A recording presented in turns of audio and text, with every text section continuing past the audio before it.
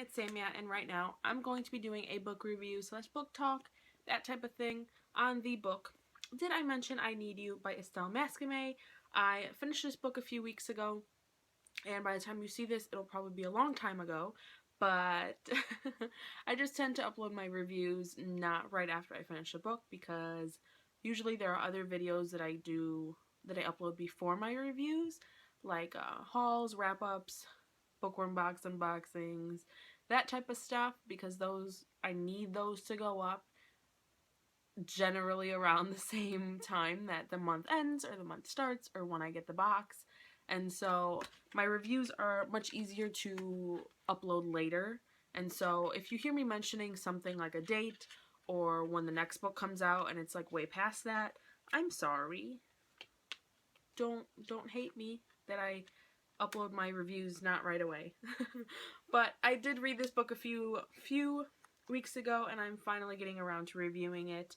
I am just going to go ahead and jump into it. This is a book 2, so if you have not read book 1, do not continue watching, because this is going to jump straight into spoilers, because, yeah.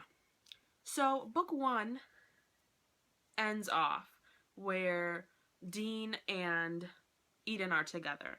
And then we all know, if you haven't checked out my review for Did I Mention I Need You, Did I Mention I Love You, I'll link it down below.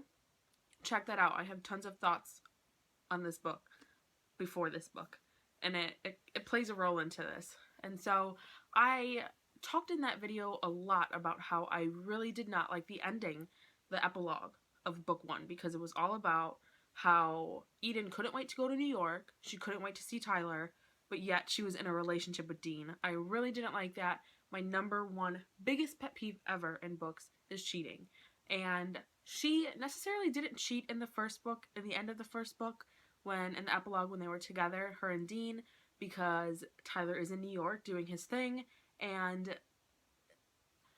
I felt that she was emotionally cheating on Dean because she knew that she really cared for Tyler, and so it was very obvious that he wasn't getting the respect that he deserved, because she knew that she liked Tyler a lot more, you know?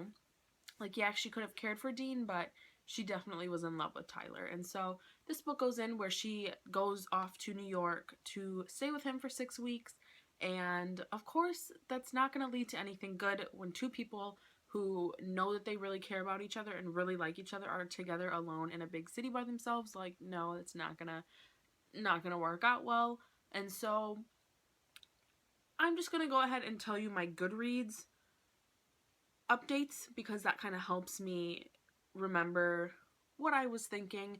I did really enjoy the other characters. Snake, which his real name is Stefan, I believe, and then I think her name's Lily. I think her name's Lily, Snake, Stefan. What's her name? I think her name's Lily or something. Emily. Her name's Emily. God, that was so hard for me to come up with. I really liked Emily. I thought she was a nice character as well. I know Eden really didn't like her in the beginning, but what can you do? She was just totally jealous, and it was so obvious and kind of annoying. But I'll get into that. So, on page 28, I'm assuming it talked about how Tyler was rejecting her, and she was like, why is he rejecting me? Wah. And it really bothered me, because I really, really liked Eden in the first book. I had no problems with her, but this book, she really grinded my gears, like, most of the book. Like, in the beginning, she was like, oh my gosh, he doesn't want me, he's rejecting me, all this stuff. It's like, he's rejecting you because you have a boyfriend. That's why he's rejecting you. And I was just like, it was really bothering me, her insane jealousy. And it was like, he would even bring up a girl's name, and she would be like, I'm done. And she would run into the room. And it's like, relax. Relax. How are you freaking out at Tyler bringing up a girl's name when you have a boyfriend? Like, bothered me. Really, really bothered me. And then, of course, it was obvious that Tyler and Eden still really cared about each other. I put on page 107, her jealousy and disregard that she still is in fact in a relationship with someone across the country are seriously starting to bother me. So, like I just said, it really started to bother me. It was just annoying. She would disregard it. She'd be like, oh, my boyfriend. And then she'd be like, oh, Tyler. And it's like, no. Like, I understand you don't want to break up with him over text, but it was just not right. I did not agree with it. And then finally, they finally kissed. I say finally, like I was waiting for it, which I kind of was because I want them to be together. But I just didn't like how they disrespected Dean. And they kissed, and right before they kissed, he was like, I hope Dean will forgive us or something. And then he kissed her. And it's like, no, that's not okay. I don't think that's okay at all. I thought it was disgusting. Like, I really just don't like cheating. I just don't like cheating. I'm going to talk the whole time about cheating. And I should be happy with the situation, but I'm really upset. Dean is still in the picture, and they both acknowledged it. Really grinds my gears. Because I just felt like if Dean was not a good character, okay, whatever, then he deserves it, I guess. But Dean was a really awesome character, and I just didn't feel like it was right. I put, did that really just happen? I wasn't expecting him to do that, let alone admit what he did. I think he admitted that he loved her or something. I need you. He's saying, I need you. Oh, he got her name tattooed on his arm. Like, huge. But basically, he was saying that he needs her. Oh, did I mention I need you? And so then it turns out where Rachel and her friend Megan, I believe that's her name, are going to come down the last 2 weeks or whatever. And then they're all going to fly back together or whatever it is.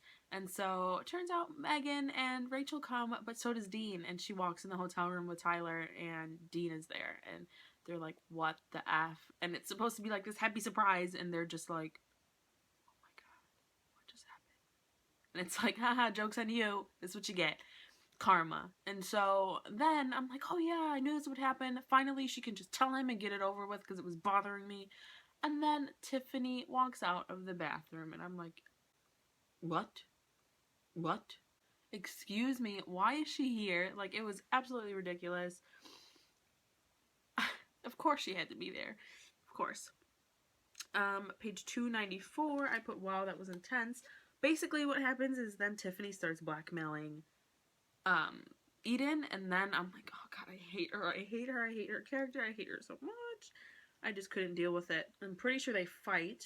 Oh, Dean finds out. Oh, Tyler and Dean start fighting because he finally finds out that he has been cheating. She has been cheating on him. And then page 318, I put, oh God, I find Jamie to be so funny. Jamie is pretty funny. Oh, this is when... Okay, so then we find out that Tyler's dad is out of prison, and Tyler freaks out and forces Jamie to go to his dad's house, like, the second that they land in California. And so Jamie drives there, but then Tyler gets out, and it's about to end really bad, and Eden runs out of there and is like, no, listen to me, look at me, and, you know, look at me in my eyes, don't do this, you're better than this, blah, blah, blah. And then he kisses her, and they both are like, oh, so much better, it's fine now, he's not going to go in there and tear his dad's head off. But then they look, and Jamie is staring at them, blinking like, did my brother and sister just kiss? I mean, stepbrother and stepsister, brother and stepsister. And so I thought that was just pretty funny because reading the whole thing already, we're okay with it because we're like, oh yeah, they're stepsisters, but like that's his brother and that's his like stepsister. And so it's just like, he's probably like, so like, no, this is weird. And then I put 337, so happy Tyler stood up to him. His action disgusts me and remind me of Tyler's dad. So on page 337, I think that's where Eden's dad starts to get like really disgusting and then like pushes him around and calls him names. And, you know, he's like, you're making a mockery out of this family. Make us all look like fools. You know, he pushes past Eden and bumps into her. And so Tyler like freaks out, like, don't touch my woman.